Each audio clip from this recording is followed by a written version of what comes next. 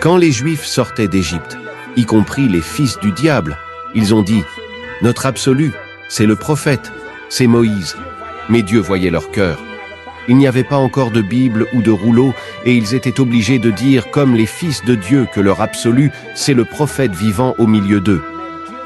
Mais Dieu savait que, de même que des anges ne se sont pas soumis à lui dans le ciel parce qu'il est ange comme eux, les fils du diable ne se soumettraient jamais à un prophète vivant au milieu d'eux parce que ce prophète est un homme comme eux. Quand ils ont dit « Notre absolu, c'est Moïse, le prophète vivant au milieu de nous », Dieu savait dans le ciel que c'était un mensonge. Les fils du diable ne peuvent pas accepter un vivant comme absolu.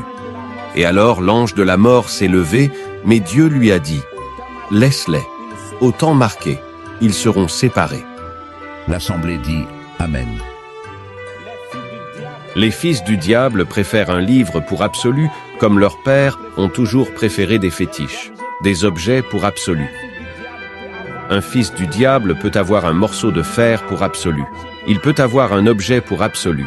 Et de la même manière, Dieu savait qu'un jour un livre allait être leur absolu. Ils préfèrent des prophètes morts à cause de leur zèle pour le spiritisme qu'on voit beaucoup ici, en Afrique. C'est pourquoi, dès que Moïse est mort, ils ont dit « Nous sommes de Moïse, notre absolu.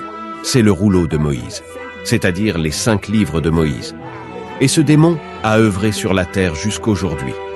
Quand Ésaïe parlait, il disait « Notre absolu, c'est la Bible. Nous ne croyons pas en un homme, nous croyons en la Bible. » Quand Jean-Baptiste parlait, il disait « Notre absolu, c'est la Bible.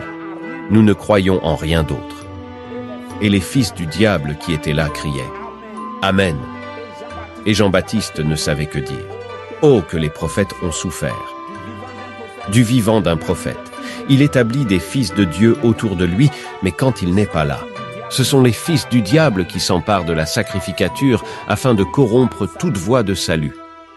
Vous voyez ?